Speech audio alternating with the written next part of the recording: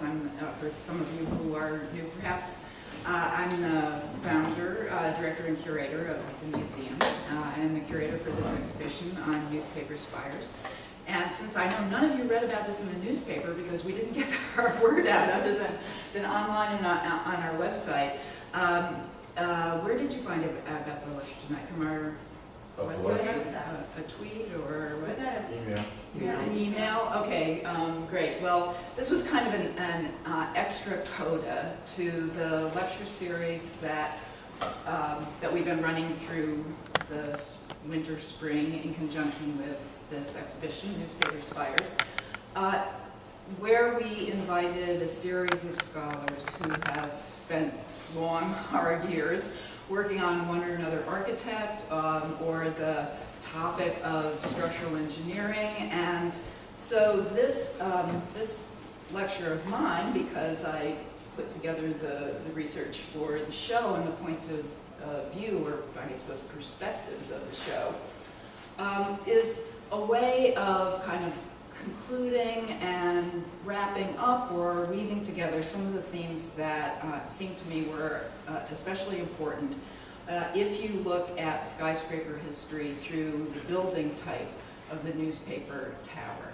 And not all newspapers are skyscrapers, but some of the first skyscrapers in New York were newspaper buildings. So as a scholar of high-rise buildings, it struck me that a topic on the subject of newspaper buildings would allow us to explore some of the first chapters of New York's high-rise history.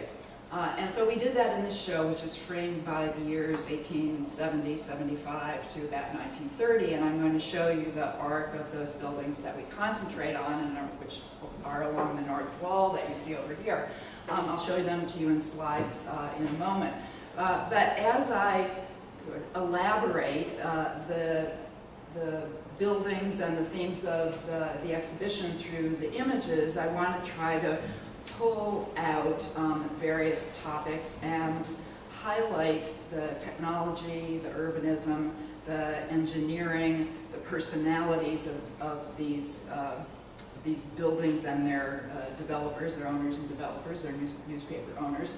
And I'll allude to some of the lectures that have been given earlier by, let's see, we started with, if we start chronologically by the buildings rather than by the order of the talks, Lee Gray, who is a scholar, an architectural historian who spent a great deal of time on the early commercial building in New York and talked about in the lecture the tall tower of Whitlaw Reid, which is the Tribune Tower, finished in 1875.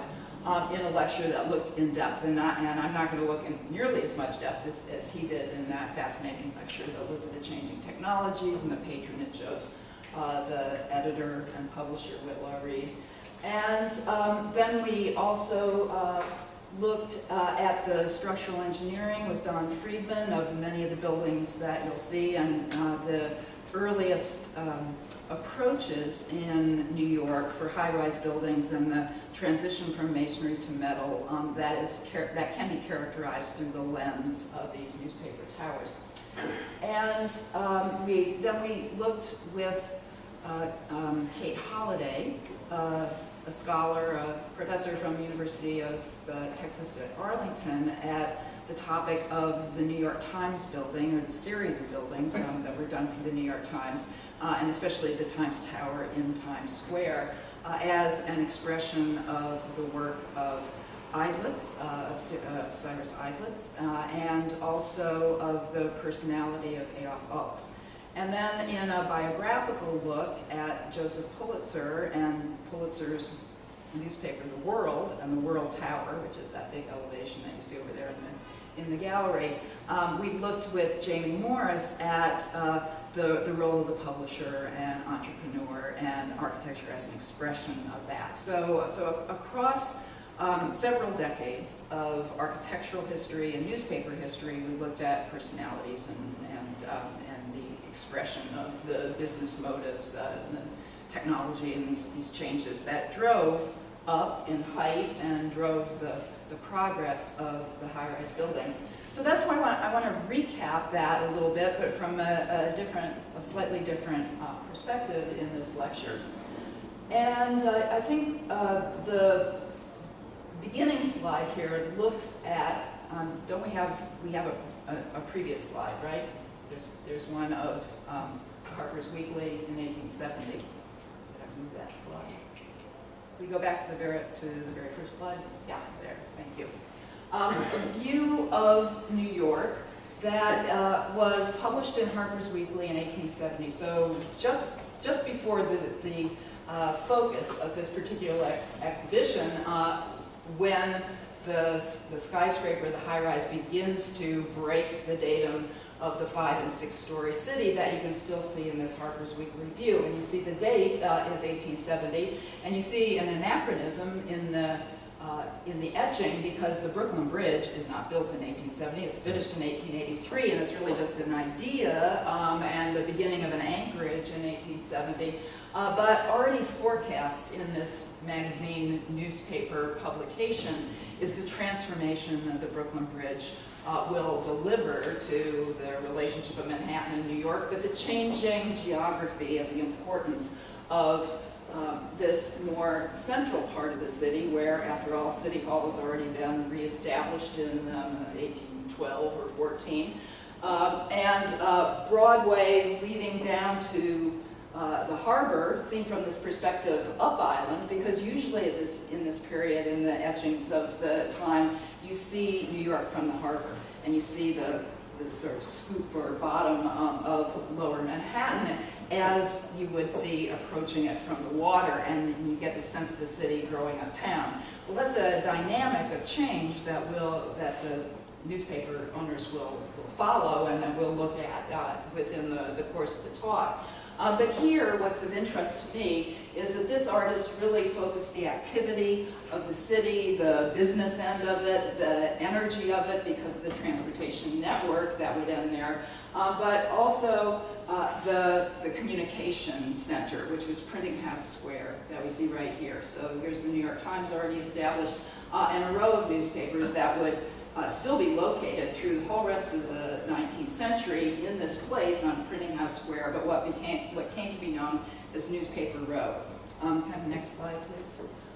And so adjacent to City Hall Park, and City Hall is the generator of the news, and the courthouses is the generator of the news, but also next to the post office, which has since been demolished, but at the southern end of City Hall Park was this massive U.S. post office, the central post office for New York, and it stood at a position for an enhanced distribution system for the newspapers that would be published right along Newspaper Row, as the weekly versions of these publications, like the Tribune Weekly, which was the largest circulation newspaper in America in the last quarter of the 19th century, was taken across the street to the post office and then sent off across the nation. So the news production as well as news distribution is very important for the locational decision of the newspapers and their buildings. So here you're looking down Park Row and towards Broadway, which will go back out that way. As you saw in the bird's eye, you see another one of the tall buildings of this first generation in the 1870s, which was the Western Union Building up near Fulton Street on Broadway. And here's the New York Times building, which was first built in, that one was built in 1857 and survived until the next taller version of it in the late 1880s. The next, please. So here you see the first sort of eruption of the skyline with the Tribune Tower, as it was called, a building that's a tower. That New York becomes the city of towers, but whether you call them tall buildings or skyscrapers has a different kind of emotional weight, I think romantic weight to the skyscraper is a romantic definition of a tall building. So high-rises doesn't make your heart beat a lot faster, but skyscraper sounds like something special in your mind's eye. It has a slenderness, a tallness, a silhouette against the sky. And so the Tribune building has that. And we'll be looking at the identities of these buildings as they projected an identity and image on the skyline. So the Tribune is the first of the towers that we'll look at. The next, please. Next slide.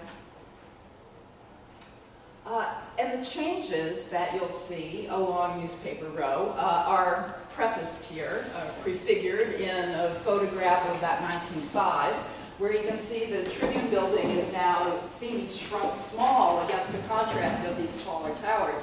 We'll look in a few minutes at the World building, Joseph Pulitzer's World, which in 1890, when it was finished, was the tallest building in the world. And here's the second version of the New York Times, surpassing that 6 stories of this pre-Civil War era building, and then rising along Park Road that extends here with other buildings that were not specifically newspaper buildings, but were part of the publishing industry.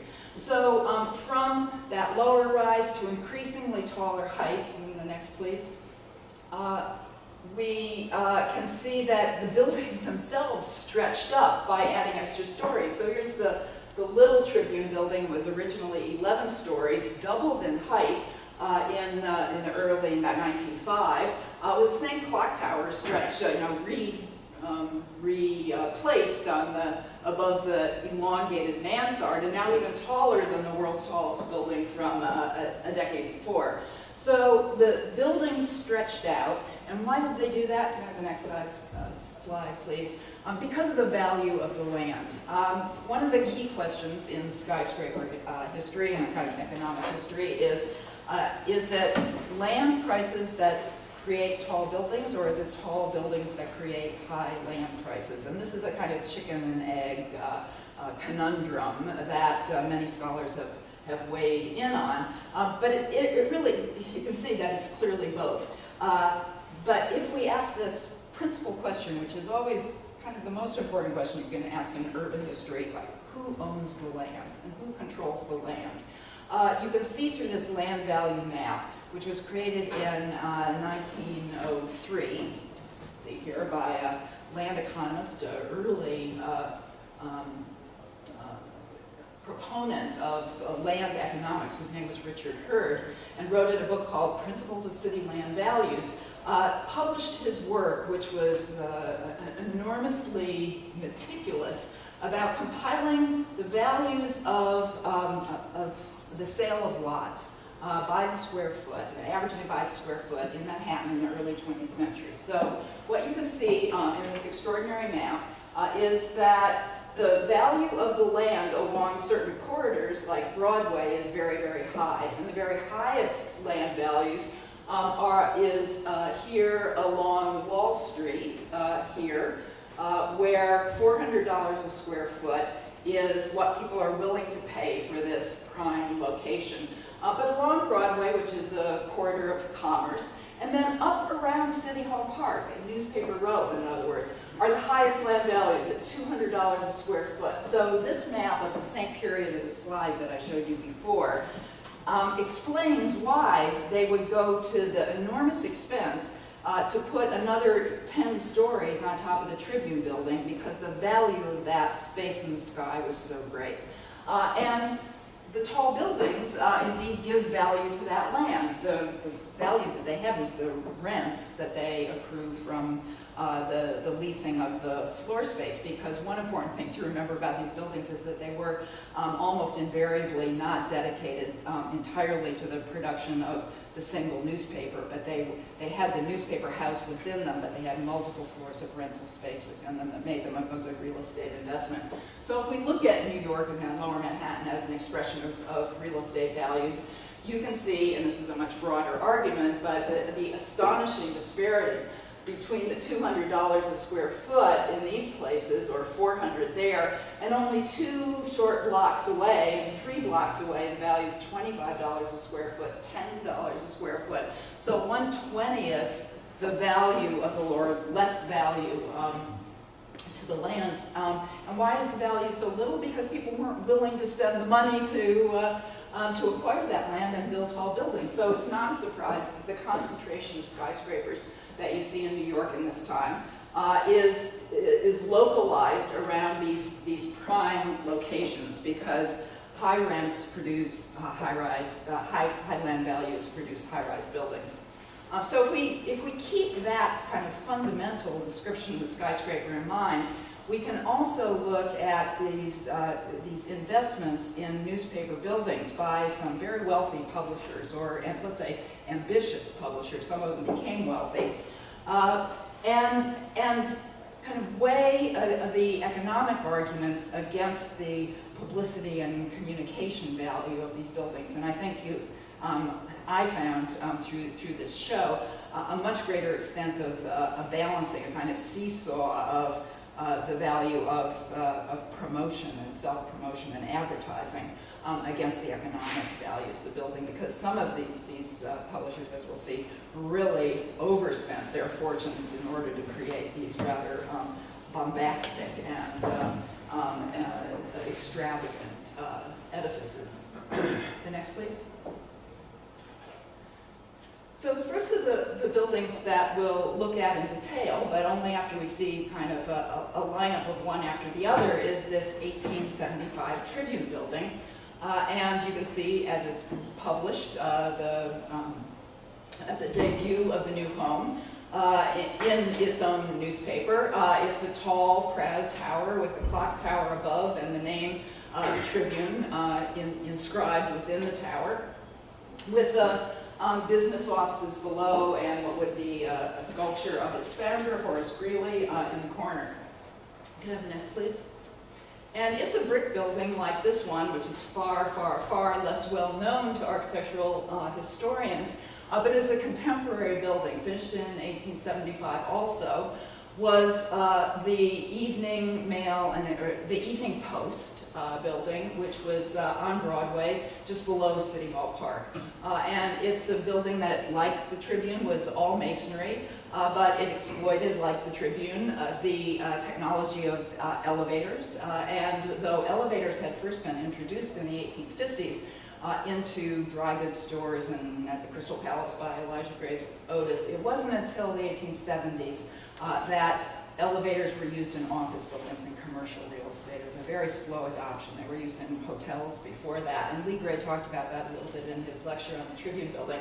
But this building had a hydraulic elevator, and there was a steam-powered elevator in the Tribune building. So this is very early elevator technology, but of course it was the elevator that allowed buildings to go higher than 5 or 6 stories, which is how much energy people have and patience people have in order to trudge upstairs in order to get to their office on the 4th or 5th floor. So the value of the office space on 6, 7, 8, or 9 was, well, it didn't exist because they wouldn't build the space up there before the elevator. But after the elevator, the top floors became equally or even more valuable than the lower floors, which was an important part of the economics of the high-rise. Next, please. The next of the buildings that we're looking at is the George B. Post, the architect who was the designer of a couple of these buildings, including the World, is the second home of the New York Times on this site. Finished in 1880, built in 1888, 89, and it's a round arched Romanesque granite building that exploited a little bit of the metal frame technology at the time, but was still constrained in New York by a conservative building code that Donald Friedman talked about in his lectures, that kept masonry on the face of buildings and actually required a fireproof protection and a bearing wall. That meant that at the same time that Chicago was beginning to open up very large expanses of window and exploit metal cage technology, actually steel skeleton technology, what was called the Chicago frame. Chicago was able to advance technologically while New York was still kept very conservative by its building code, and that wasn't made more progressive until in 1892.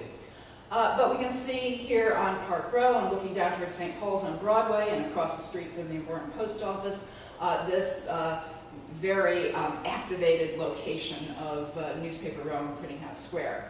The next, please. The next to the towers, already previewed, was the headquarters of Joseph Pulitzer and his World publication that had several additions to it. Designed by George B. Post and finished in 1890 at 309 feet to the top of its cupola, an extremely ornate building encrusted with decorative sculpture with lots of, as you can see, columns and arches and terracotta ornament. A building which is extremely decorative and very conspicuous display of consumption in terms of architectural ornament.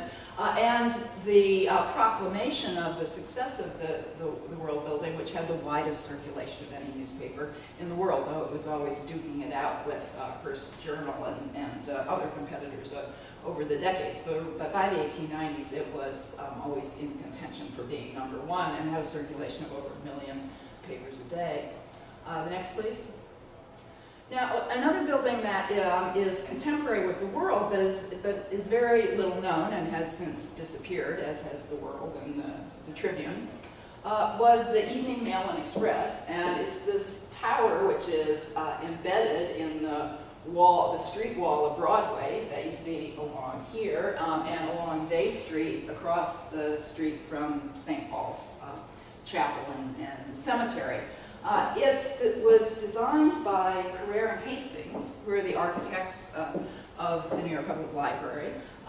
Very patrician architects with, as you can see, an enormous affection for sculptural ornament. And here it's stone. This is a very expensive building too. It has sculpture at the entrance that almost prevent people from walking in the front door, with the Atlantises and the continents all extremely robustly sculpted, as well as all of these layers of kind of wedding cake layers of Frenchified ornament that you see on the important Broadway facade. And then you can see it's an L-shaped building that has an oddly scaled facade that is as tall, but is divided into much fewer zones, and so looks really like an entirely different building from the Day Street side. This building was also a place both of writing and publication, with presses in the basement. It was all electrified and had lots of magazines, as you can see on the side, about engineering and electrical engineering. So it was kind of a specialized building, but didn't survive for very long, because by 1911 and then finished out in the rest of the block by 1921, it became the site of the AT&T building that still stands at 190 Broadway. The next, please. So looking at towers in historicist modes, the next one is the successor of the Romanesque George B. Post New York Times down on Printing House Square, but now with a new publisher, Adolph Ochs, who takes over the newspaper in 1896, begins to improve the paper and grow its circulation enormously, and decides that he needs new quarters for the building, explores the location at downtown around City Hall Park, and as Kate Holliday mentioned, even looked at the lot that the Woolworth building would be built on ultimately, but decides that that's too expensive down there, and so he's going to move uptown. That exodus had already been started by the Herald, which was one of the most popular and successful of the newspapers, which had moved to Herald Square at 34th Street. So in about 1903, when Ochs was looking for a new site for a tower, he was close friends with August Belmont, who was expanding the subway, and he had the opportunity to buy this tiny little parcel of land, a little triangle that's between 7th Avenue and Broadway, just north of 42nd Street, that we now know as Times Square. So he thought, well, yeah, that's a good idea. That'll make a really conspicuous tower, and he went ahead with the purchase on what was ultimately I think like a nutty and impractical idea of building a tower, which certainly was a communication tower and center of advertising for the glory of the New York Times, But with a footprint that was only about 7,000 square feet, it was way too tight in order to accommodate the production of printing presses and delivery of giant rolls of paper and everything else. So soon after that, next please, the Times began to gravitate over to 43rd Street. And until 1997, it published famously at 229 West 43rd Street in the Times Annex building. And this is the Times Annex building that was built in several campaigns. The first one in an 11-story building that's right here, and then doubled with the tower on top in the 1920s. And in terracotta, as we'll look in more detail later when we look at the Times Tower, a terracotta ornament that, again, is historical. It gives a kind of chateau-esque character to this building. And give it a dignity that its owners required to project. But this building really, truly is a factory. And in fact, in the case and show, in the booklet that was put together in order to describe all the inner workings of this building, they call it the Times Annex, a wonderful workshop. So this building was really designed entirely for production, for the flow of production. And we're going to look at that feature of all of the buildings. Can I have the next, please? To just conclude with the last two buildings in the 1920s that we look at in the show, the extension or the new location, actually after one interim one, just over St. Paul's Chapel Cemetery, the second location of the New York Evening Post, which had been started way back in 1901 by Alexander Hamilton, and it always stayed downtown. In 1906, it expanded at St. Paul's, but then in the 1920s, as you can see from this typical zoning massing, New York City zoning massing of the 1920s, the setback or pyramidal style. This was built in the mid-20s. Right here, over here on West Street, so that when you walk out before the sun sets tonight and look up West Street towards Ground Zero, about halfway up the street, is the side of this tower with some Art Deco terracotta atop it. And this building did operate with the presses and have the offices for the reporters and the editors, but most of it in between, like its previous homes, were rental spaces leased out to tenants. The next, please. And so that is also true of the last of the buildings in this exhibition, the last of the Skyscraper Towers, where the newspaper was published in, if not in the basement, because it wasn't here, there was an annex, a 9-story annex that went on the 43rd Street side. And here we are on East 42nd Street in the home of the Daily News building that that maybe some of you remember when it was still the Daily News, but designed by the brilliant Art Deco, if you want to call him that, architect Raymond Hood. And an expressed modernist tower in its bold black and white stripes, in its cut-off, straight, its kind of straight-cut top, a kind of minimalism, a kind of boldness and progressivism that was very fresh in 1930 and had not been done by many architects, including really by Hood himself.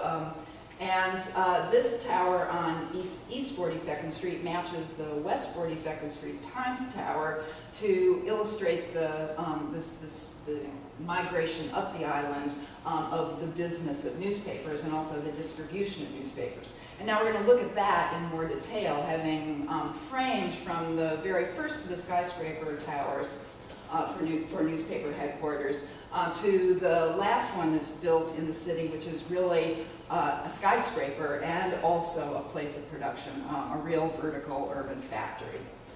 The next, please.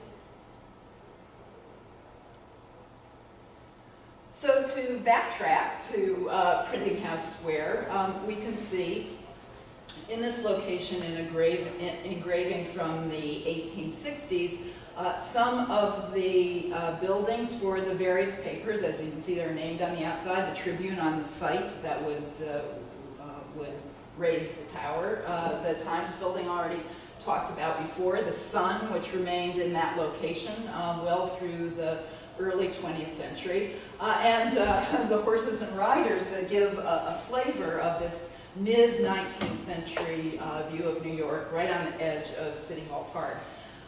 And you see the smoke coming out of the chimneys, and we'll talk a little bit more about that in a minute. The next, please. To look at the map, and a map that is read the other way around, most maps are oriented with City Hall, sort of labeled looking to the north, as if you're looking uptown. But this one is labeled in the other way, but you can see the location of the first section of the Tribune building, the sun in place, and the site that would become the World here. And as you can see, nothing but lots in the area that would become, the next please, the transportation center for the Brooklyn Bridge that would end right there next to the World building. So that you're seeing compared these earlier 1879 and 1897 maps. The next please. And looking at the same row of pre-elevator buildings that concentrated the production of both news and newspapers in the era, you can see the Sun with its emblazoned signage up there. My point for this image: steam job printing house. And then the newspapers, the Tribune there, and then people are gathering for an election, in this case in the 1860s. The next, please. Because steam and job printing was part of the vocational raison d'etre of these buildings, and there were either in the buildings themselves or shared among several buildings on the streets adjacent dynamos or steam engines that ran the belts, that ran the presses. Before the 1840s, about 1846, the presses were still essentially hand-run, like Gutenberg, a hand press and a lever. But the application of energy, like steam and other forms of energy, ultimately, to the rotary press that you see here in an example from 1861 from the Tribune before they built the Tribune building. You can see one of these great presses where the men, enormously labor intensive, but not nearly so much as pulling the lever yourself, are feeding sheets of paper into this sextuple press, or I guess it's got 8, so it's an octuple press. Sheets of paper that are going into the rotary and coming out printed on either side as newspapers. And then the individual sheets, as they're already cut, are piled up and folded and distributed. So this mechanization of the printing process is one enormously important step towards the quick production of newspapers that allows the circulation to expand and the cost of the individual newspaper to go down. So that already by the 1830s in New York, you had a penny press, but it's really at the end of the 19th century after, well, the Civil War and price going up and down, but then the great yellow journalism wars at the end of in the 1890s and the end of the 19th century, when the mass circulation of 1 million or so copies of paper a day allowed for, and the mass consumption of it, especially by an immigrant population, allowed for the mass media empires that created the extraordinary buildings that you see as an expression of the success of these particular publishers. The next, please. And so some of the advertisements from the new Tribune building. This one was from the Tribune's own almanac, advertising the largest newspaper office in the world. As I said, the intermediate floors were occupied by even like the American News Company and other related, the Associated Press had offices nearby. And so this whole kind of mechanism of news production and news gathering from all over the United States via telegraph at this time allowed for the freshness of news, which is after all a newspaper came to be about, to be the kind of necessary urban information that was consumed by great populations. The next, please. So in these wonderful stereoscopic views from probably about the late 1870s or early 1880s, you can see the city captured here across City Hall Park with its great tall tower. The next, please. And an interior view of the business office, where one would go in and take an ad or give an obituary or various other things for which space was sold in the newspaper. Next, please. And that's what happened on the ground floor, and the editor was in the clock tower above, but in the underground floors, which I'm going to show you in a series of other architectural drawings and some photographs for the later period, the engines roared, the presses rolled and the engines roared. And what you see here is a web press, not that sheet-fed press from the Tribune's 1660s iteration, but from the 1870s. And from 1873, the year that they began the Tribune Tower, the New York Tribune adopted the web press, which is what you're seeing here, a web of paper, a roll of paper, which was fed continuously into the press and printed on each side, and then cut after it's printed and folded and distributed then in the same way that the individual sheets were. This was another revolution in the speed of production of newspapers, which allowed for the lower price unit and the much greater consumption and the much fresher news of late deadlines. The next, please. So we did try in this exhibition to look inside the buildings at the operations of the flow of production and also the stratification floor by floor of the different functions of this vertical factory, everything from making news to rolling presses. From this Richard Morris Hunt drawing, the architect of the Tribune building, and some drawings that have since been deposited in the Library of Congress, you can see something that is prevalent in the drawings of the newspaper buildings. And here is the ground plane line. So here's the sidewalk and the sidewalk entrance. And what is being represented below is, of course, the foundations of the building above, but the all-important area for the presses. That they have a very elevated ceiling, high ceiling, in order for them to accommodate the machinery and the men that are going to operate in oil and attend to the machinery. Next, please. And from a Hunt drawing, hard to understand that these are different levels of the foundation plan of this all-masonry building. The next one, please. Is a modern drawing that was made by Ondell Hilton of our staff who took the original Richard Morris Hunt drawings and in a CAD drawing did the measurements in order to create layer on layer of granite to the foundations. And what this so clearly reveals in a building typically of the 1870s, which is a load-bearing structure, it does not use any metal cage construction, in an all-masonry structure, the massive amounts of stone and then brick above the ground plane have such tremendous weight that they need an almost like pyramid-like foundation of enormous girth in order to hold the mass of this high-rise building above. And that cuts into the usable space in the basements, the cellars, where the presses were located. So you can see that in this giant pile of masonry, there's really very little open space to accommodate the machinery. The next, please.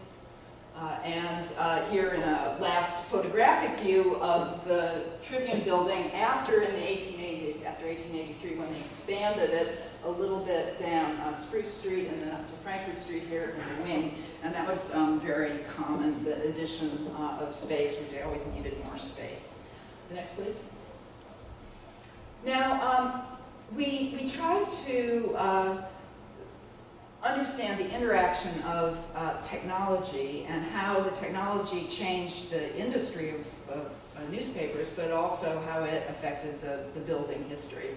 And the next important innovation in in newspaper production, that's an enormous time-saving solution, is the linotype machine, which was introduced in 1886, and you see it from the Scientific American here, in one of its first stages, designed by Ottmar Mergenthaler, who had his offices in the Tribune building. He was a private entrepreneur, but it was so clear that the enormously efficient functioning of this automatic typesetting machine would make and revolutionize newspaper printing, that he was kind of an investment banker, an investment banking relationship with Whitlaw Reid, the publisher of the Tribune, who kind of tried to corner the market in this new technology.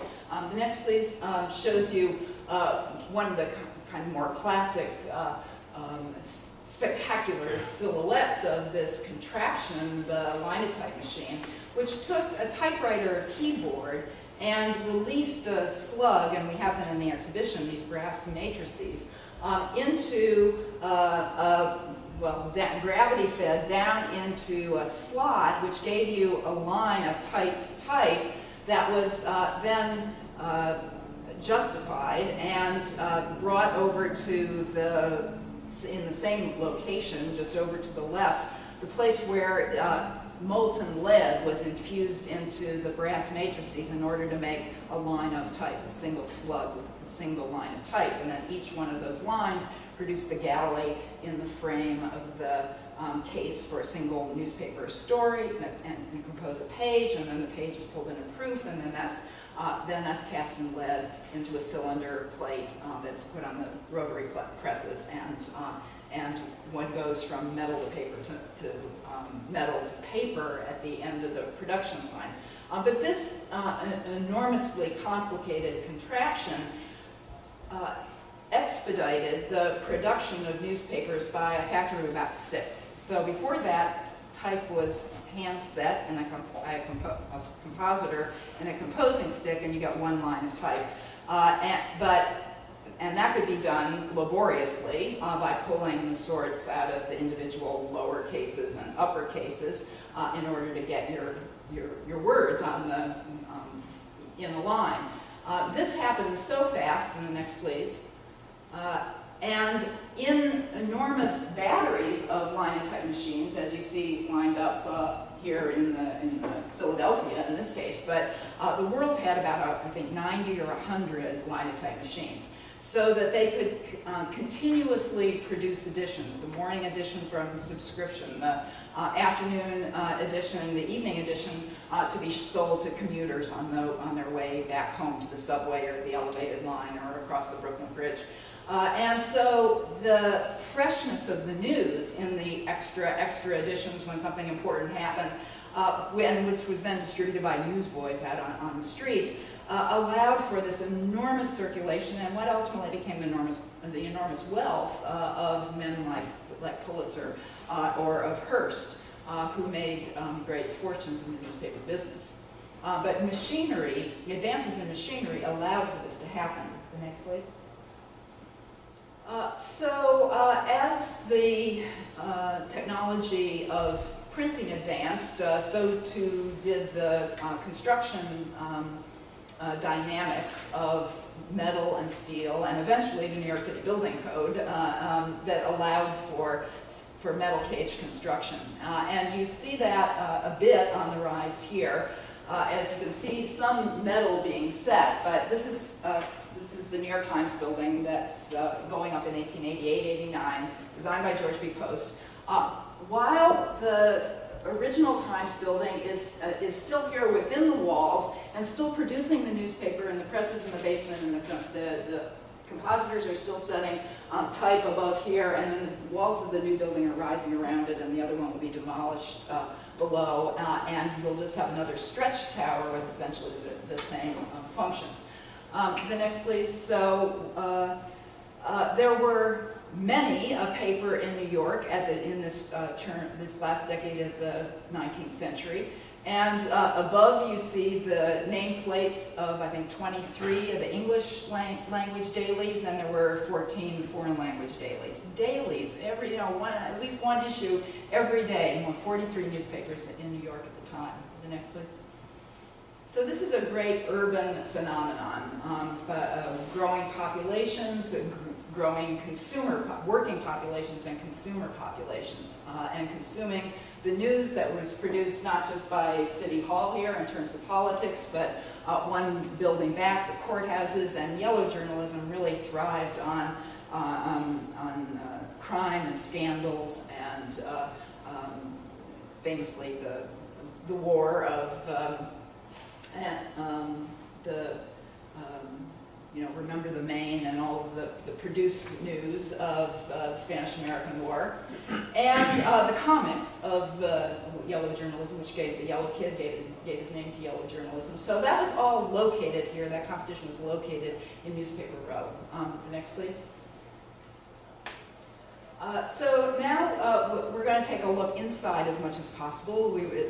As it was possible for us to reconstruct the machinations within this building, we'll look at Pulitzer's world. The next, please. I think it's an image of the Golden Dome. Actually, it was copper, that it had a golden glow to it that Pulitzer wanted to be able for people to sight coming into New York Harbor as the first image of the New York skyline. As I said, it was the tallest building, not just in New York, but in the world, when it's finished in 1890. It was illuminated by electric lights, as you can see in the top. So day or night, whether it's the sun glinting off the metallic dome, or whether it's the electric lights, when your ship is coming in towards New York Harbor, the thing that you see rising above everything else is Pulitzer's world. They produced the World Almanac, and this is one of the covers from the late 1890s, an exceptionally good one for the building, which shows its electric modernity. The next, please. And an image of Pulitzer himself from a dedication book called The World, Its Home, Its History, is a rather hard to see portrait here. The next, please. Pulitzer was already going blind by the time his new building was finished, and actually he, according to Jamie Morris, probably visited the building only 3 times. Though he remained the publisher, and he wrote stories and editorials, and he was very involved, often from as far away as Europe, in the production of the newspaper. He didn't really occupy the space, but his editors did, and he kept tight control. So here's the World building in this kind of cauldron of New York, which is a combination of buildings that don't really go next to each other, exist next to each other, or didn't exist at all, like the one with the landing platform on top of it. And you can see that this very ebullient, futurist headline, "New York has 7 levels of transit," is a kind of futurist vision of the enormous expansion of the city.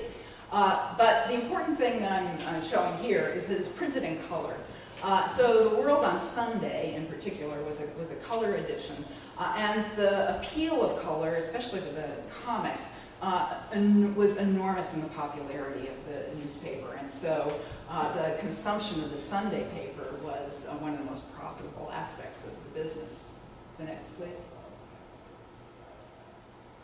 Now, the drawing that you see, I think probably worse here than you can see it right over to your left, 11 foot tall on the back of our case, is George B. Post's architectural drawing of the world, which was in 2 parts, divided right about there, and folded tightly and creased and deposited in the cornerstone box. For the dedication of the foundation of this building in 1889, and that copper cornerstone box is in the case right there over on the other side. Deposited somewhere over here, I guess, in the foundations, or maybe down here in the foundations, because like with the Tribune, you can see that the architect's drawing really emphasizes what happens below the sidewalk grade. So below ground level are at least 2 stories, or really equivalent of about 3 stories, of heavy foundations, which do exploit metal technology. We'll see in the next slide, and you can see the columns there. You can see how important it is to open up that space and to represent it, because really the feet and the guts and the beating heart of this building is in the foundations and the production of the presses. As we look at we will look in sections of this drawing and kind of see behind the walls to what were the activities that were housed within. So everything that's happening in the heavy production and the dynamos that are running the presses are in this zone here. The business offices in the first floor. The whole middle section is rented out to tenants. And by the time you get to the 11th and 12th floors, and then the dome that's above that, you have the reporters, the editors, the linotype men, the compositors, and then the editors in the tower above. And we're going to look at that. Next, please. Because getting behind the walls in early skyscraper history is something, especially with photography or even with drawings, is very, very difficult. So we're very proud how we managed to collage together from numerous arcane sources the record of how these buildings not only were built, but how they were used. So here you can see the foundations. Next, please, which we'll see in several different views. In section, next. Yeah, try to press it twice. There we go. So to see this in a transverse longitudinal section from the Park Row entrance side here, and the metal stairways that take you down to the floor level where the presses sat on these odd reverse arches here, which were a solution that Post promoted also at the New York Times building, but actually Don Friedman makes the point that they really were, it was a false sense of engineering efficiency. But nevertheless, they worked well enough, and they were here to spread the weight of the building above that's being communicated through these composite metal columns that make these machinery rooms seem to be these kind of metal machine interiors. And a walkway here that could be used by workmen, but also visited by tourists. And you see pictures of ladies and gents watching the presses production. And you can see the sameness of the office floors above, repeating floor upon floor, with the typical single unit office and the transom window, and the windows that are on a central court, but also in a shallow space within the floor plan, so that if we weren't looking through the middle of it here, we would see lots of windows on the outside, because these buildings are illuminated principally by daylight, supplemented by this time by electric light, but some of the earliest ones were lit by gas. The next gas light. So, and here you see the metal walkways and the great machines with their rolls of paper that could be 3 or 7 miles long of a continuous web of paper. Next, please.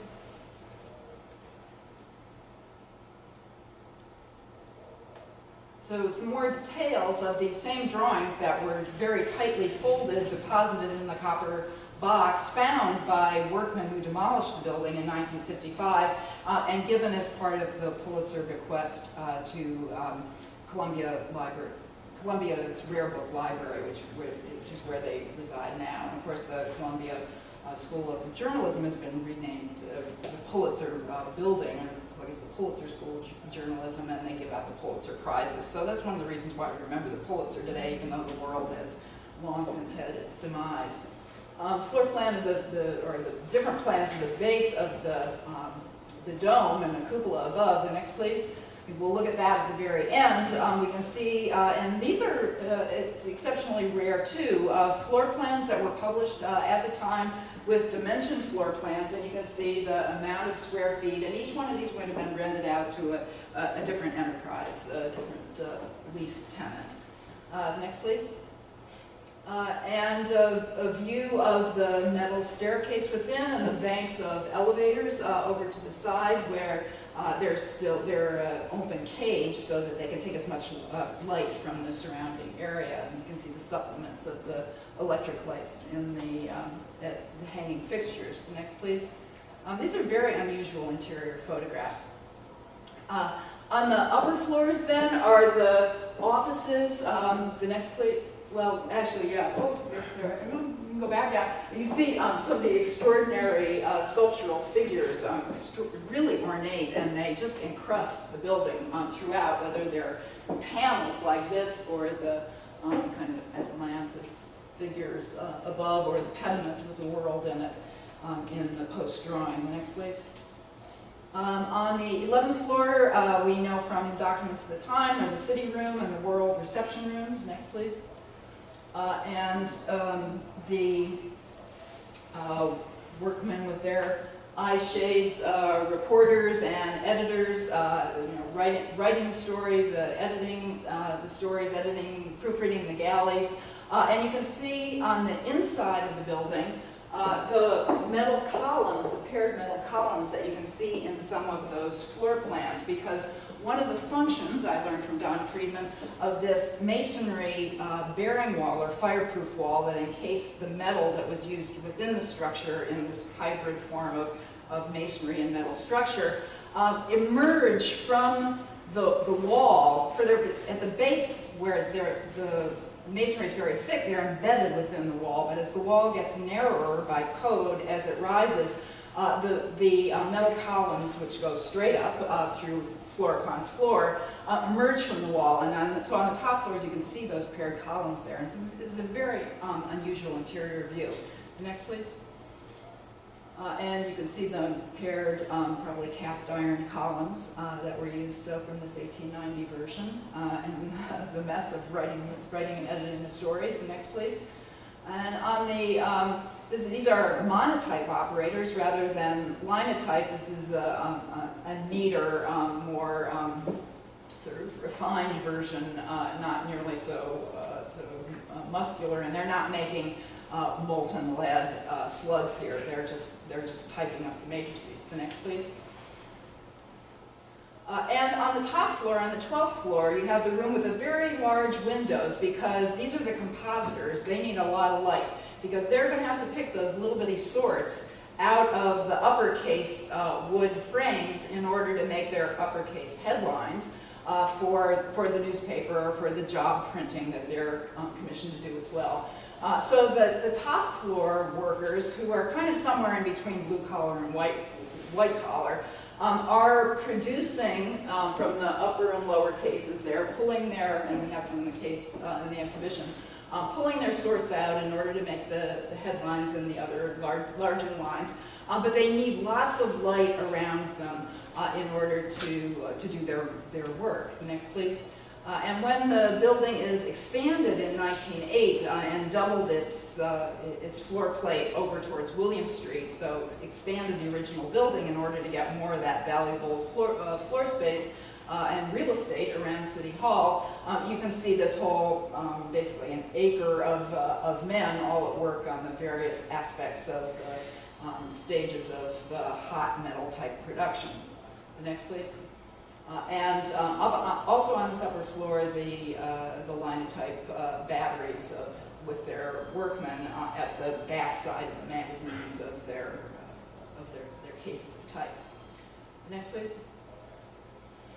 So looking back down to for a moment to the cellar in the basement on two different levels: the printing presses, the dynamo rooms, the visitors where they could look. Observe the actions, and stereotyping. I'm not sure I'm going to be able to show you all of those in the slides, but just to show you next, please, in fairly naive drawings, but this is a nice drawing by George B. Post of the foundations with the in pink and gray, the masonry, and those are those reverse arches that you saw in the transverse section, or longitudinal section. The base of the columns in metal. So this was also in the foundation box, and really it seems to be the only set of surviving architectural drawings by Post, to show you how the machines were aligned within the space of the basement. And what you see out here, outboard of the building walls themselves, are the vaults, the sidewalk vaults that were expanded the space. And next, please, and actually has some of the machinery, the dynamos, as they call them. Stereotype department where you made, in an intermediate stage from making a form of the laid out slugs with the stories and the galleys. You had a paper mache mat, and there's one in the exhibition back there in the far case, where you put a mushy paper mache onto the metal letters, and then you beat it down and you pulled it off, and that became the paper mold into which the hot metal was infused in order to make a plate that, well, the paper mache went on a cylinder, and then you infused the metal into it. So you got a round plate based on a paper intermediate mold. And that's what happens in this department. So this is molten lead in this section of the building. The next, please. And the pump and the dynamo cellar that you see there making electricity. Next. And a view from this 1890 publication of what was then the new press room of the world. Next, please. And the white-collar work above in the dome and the cupola, the next place, where the offices of the editor and the various editors, the city editor and others, and you'll see that in some of the next slide. But there was, through the center of the space, the dome elevator shaft, which took you up to an observation deck that we'll see in the concluding image that allowed you to look out in all directions, the tallest point in the city and the world. And indeed, we have photographs that were taken in 1892 of those views, which we photoshopped together, and in this video over here, give you a panorama of the view of the city lying below in all directions. It's really extraordinary. It has a metal frame, as you see there in wrought iron. Next, please. Next.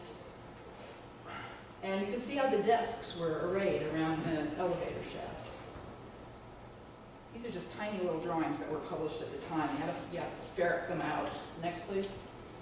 And the stair that went around the central elevator shaft, and then there was the photo engraving library, which is what you're seeing here, and some of the editors at work. And the next, please. Pulitzer's office was there. As I said, he probably didn't visit it himself, but others could have worked there and visited at least his desk. And you see the labeling of the various departments. In the next, please. And again, not a very sophisticated drawing, but captures the ornamentation and the celebration of the building in Pulitzer's own office. I think the last one that shows you around that elevator shaft is this curving space with the airy view out over the city. And there's the last editorial council chamber. So there seems to be not any photographic record of these rooms, and we would certainly love to find them, but a fascinating kind of Victorian sensibility that one finds within the furniture of these most modern buildings in terms of the technology of machinery. Next, please.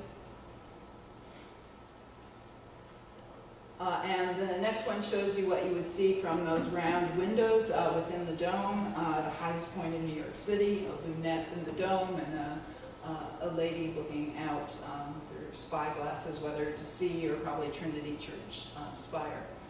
Next, please. So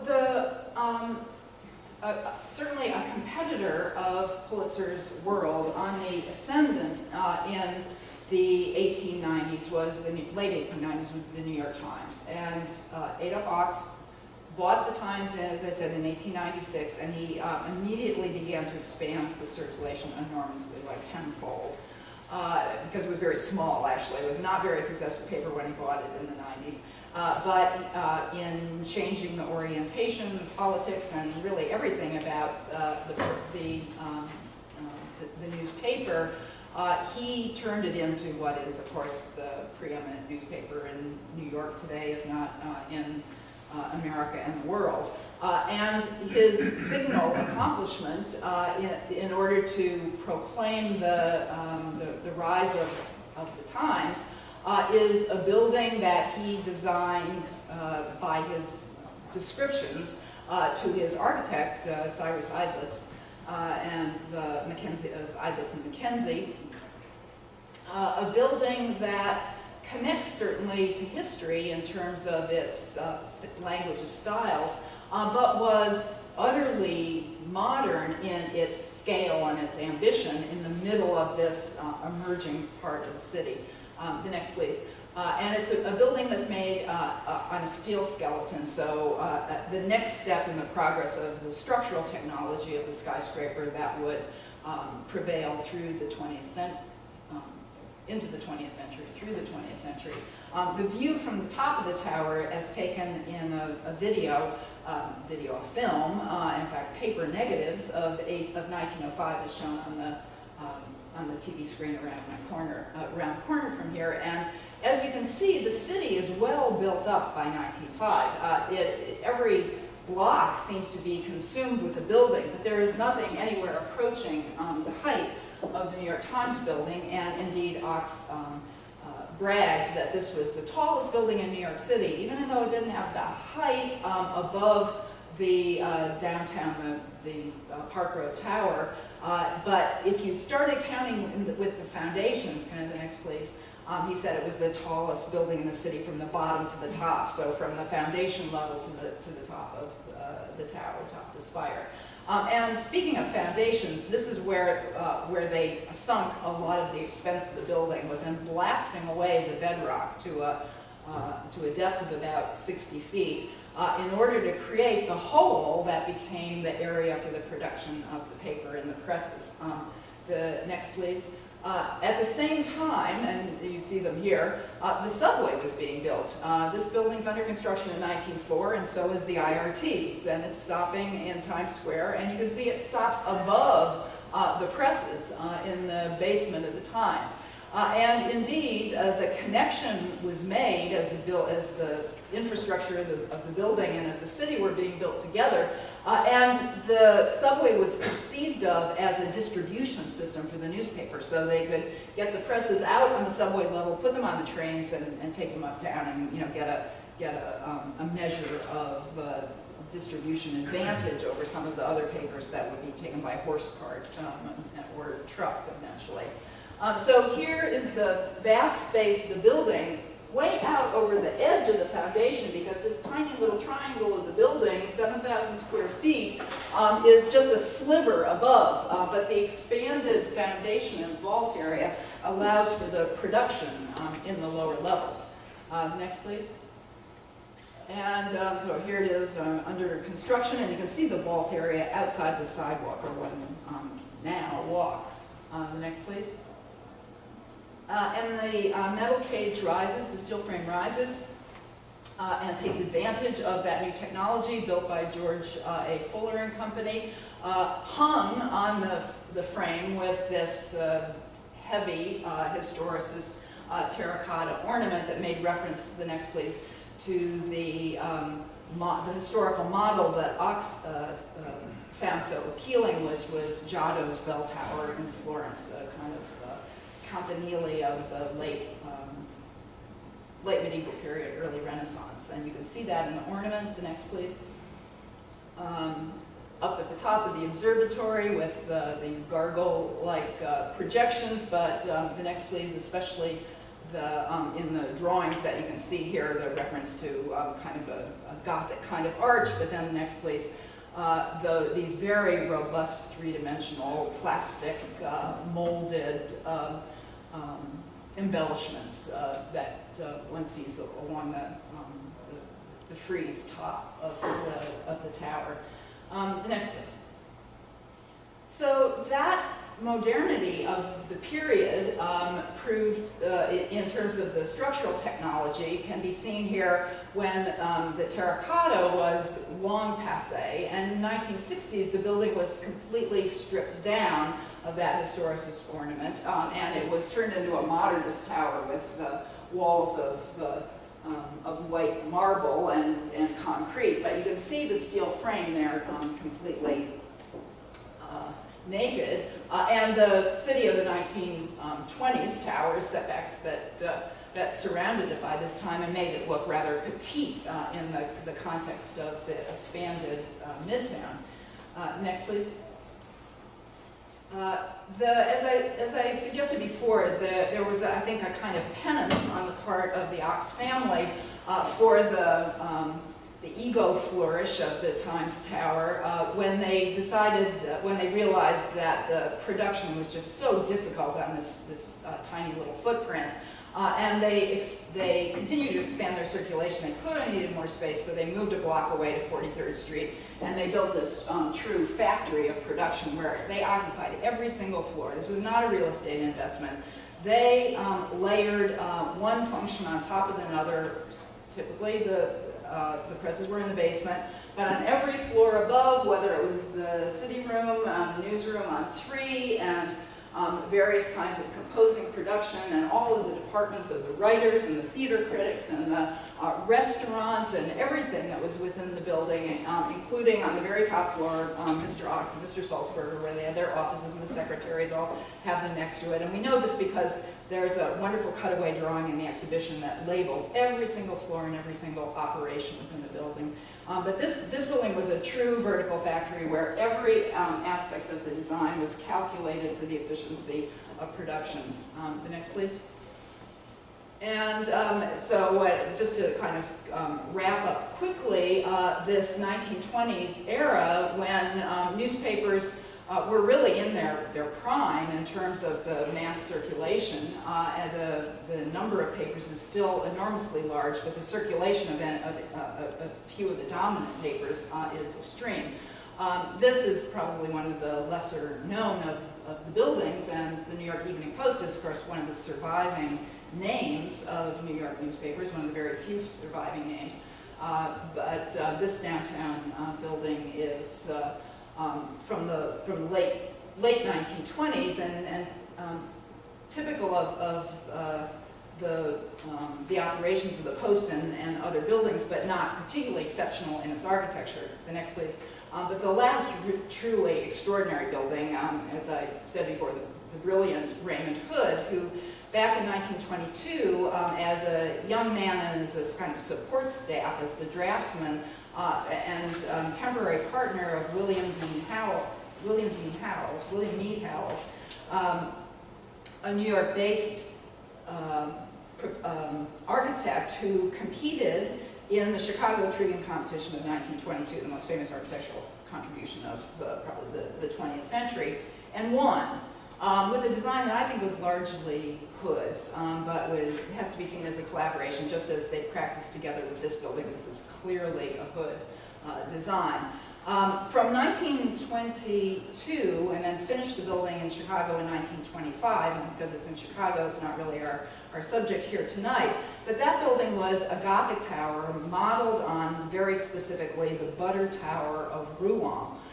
With spires and finials and sculptural stone molding, and only 4 years later, it's finished in 1930, this building, as a modernist expression, is practically Russian in its constructivist rigor. It's just the simple white glazed brick with spandrels of red and black and a very geometric kind of Art Deco design. So in the spaces between those white, which made metaphoric reference, Hood said, to the rolls of paper, to these endless rolls of paper that would go through the webs that would go through the presses. Here's a building that is sculptural and constructivist and severe in every way. And it is, too, clearly a skyscraper. When you're on 42nd Street, this thing rises straight up, accentuated by those bold stripes. and it is truncated in this very extreme gesture. It has a very dramatic entrance with the globe and this dark glass cave kind of effect, faceted cave that is on the street level. But this building is, in every sense of the word, modern, as the tabloid, the Daily News, was modern for its time, because the Daily News, as a small format press for a populist audience, the tabloid journalism that we know so well today was the first tabloid in New York, and it heralded a different kind of approach to the news and news consumption that we would see through the 20th century. And Hood gave this a home, but he convinced his client, Joseph Medill Patterson, to make a tower that expressed the news, the identity of the news. And there was a 9-story building that you can't see right in the back here on the 43rd Street side. It was a long factory kind of bar building. But the executive offices and Patterson's office were a place of production within the tower. So here they married, as did the Tribune publisher Whitlaw Reid, or Joseph Pulitzer, or Ada Hawks, the idea of the executive identity of the publisher and the identity of the newspaper itself really proclaiming itself on the skyline in a flare of advertising that was a kind of, I suppose, in 21st century terms, a branding for the newspaper that helped to sustain its success. So I would say, having talked quite long, that my conclusion as a scholar of skyscrapers who has invested much of her career in this notion of form follows finance, of the economics of the building being the most fundamental explanation of the identity of the skyscraper. As Cass Gilbert said, a skyscraper is a machine that makes the land pay.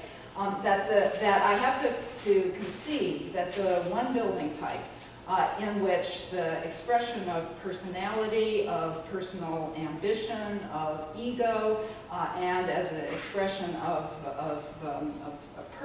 individual success seems to play out in the headquarters for these great newspaper spires that you can see in the early 20th century. So that's my conclusion. I'm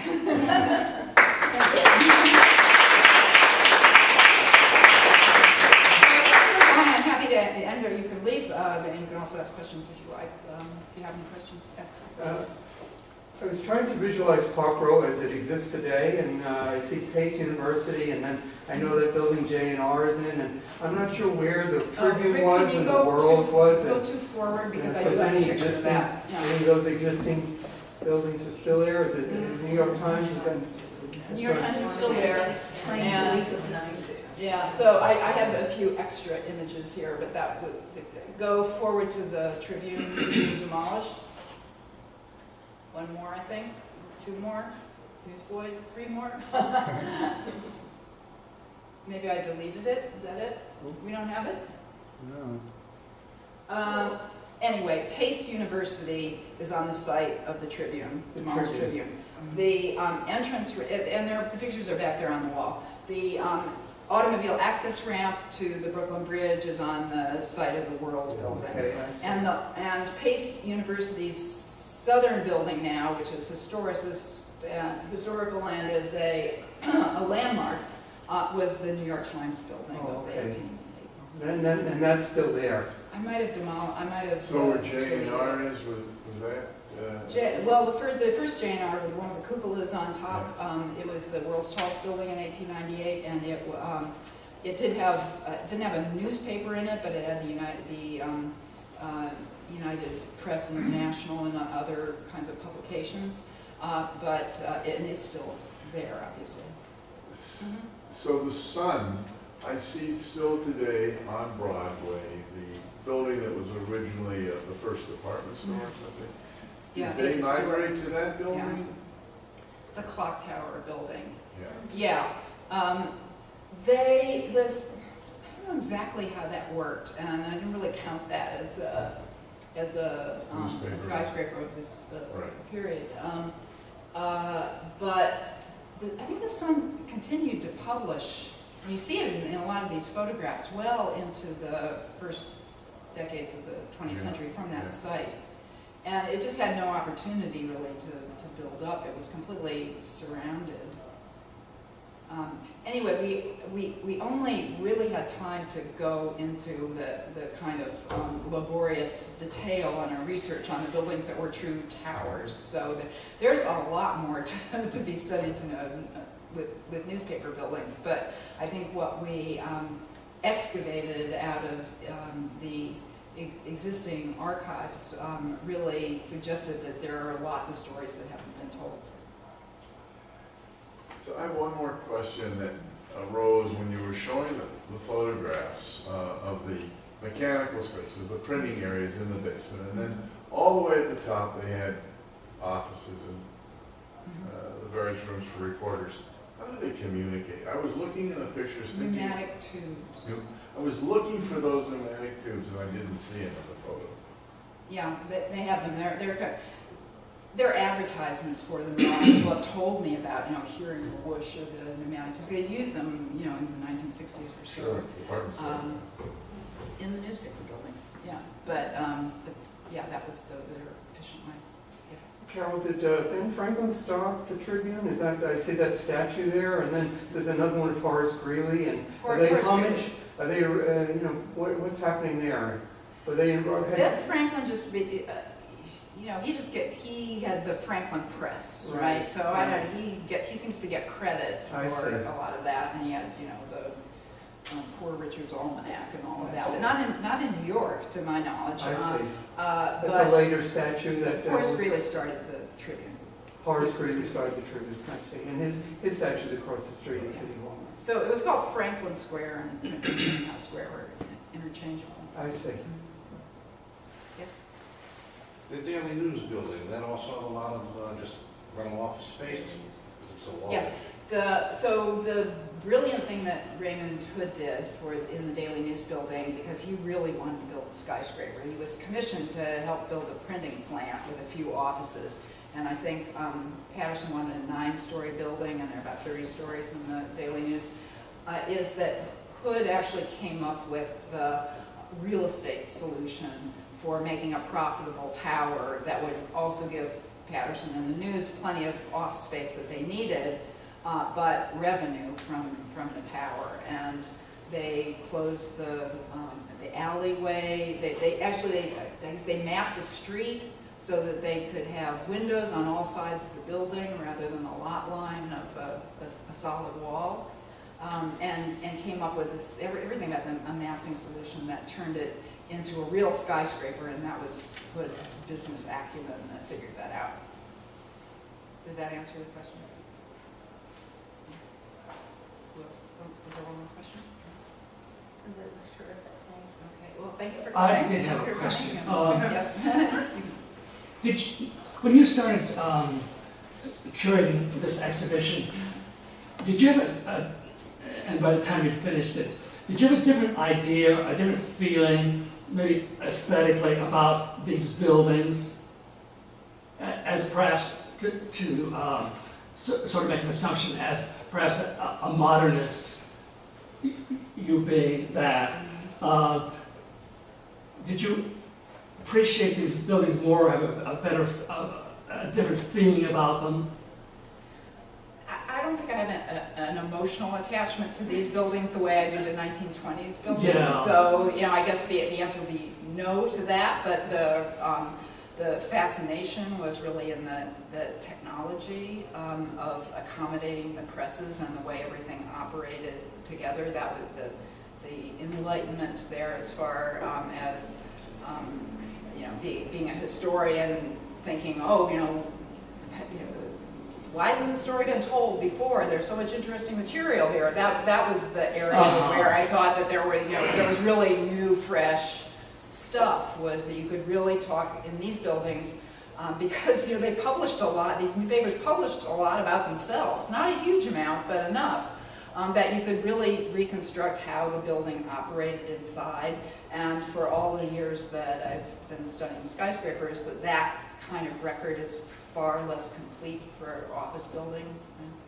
So that's what I found interesting about them. Okay, shall we turn the lights on? You can ask me questions separately, or you can ask me now, but I'm Well, free to just stand up and go wondering, home. was a greater effort made, or was there just reason to believe these buildings were obsolete, that none of them other than the New York Times building last on Park Row? Was there an effort? Well, all the older buildings are gone now, right? Except for the New York Times, Yeah. which actually wasn't necessarily the newest, was it, or of that era? Of course, the Times Tower still remains, but only as a, sewer Right. structure for Right. LED lights and advertising. No, I'm talking about Park Row. The Park Row buildings Yeah. were outdated buildings. By the time they were demolished in the 1950s and 60s, modernist buildings with fluorescent lights and air conditioning and, I see. modern wiring and everything else that made them more attractive to other businesses. We're taking away, we're making these Right. Class B and Class C buildings, so it wasn't surprising. Yeah, I that they can were see where demolished. Pace came into the picture and their buildings are in there, and of course, they needed another spot for entry to the bridge, so that Mhm. took over. Yeah, and, but by the post-war period, Manhattan was really moving uptown, and Right. Park Avenue and 6th Avenue, Rockefeller Center West, and all of that were the new territory for the modernist buildings, which were larger, but certainly more technologically efficient. Had the kind of floor plans that people would, but they weren't a masonry structure, so Right. little cubicle. It's not- And I gather the New York Times on 43rd Street has been completely kind of redone. They're looking for tenants. They've Yeah. repurposed the Is that building commercial a number or- of times. It's not residential, it's commercial? They keep looking for the highest and best use. They have a number of different plans, and for a while it was residential, but now I think they're looking commercial kind of. I see. Thank you.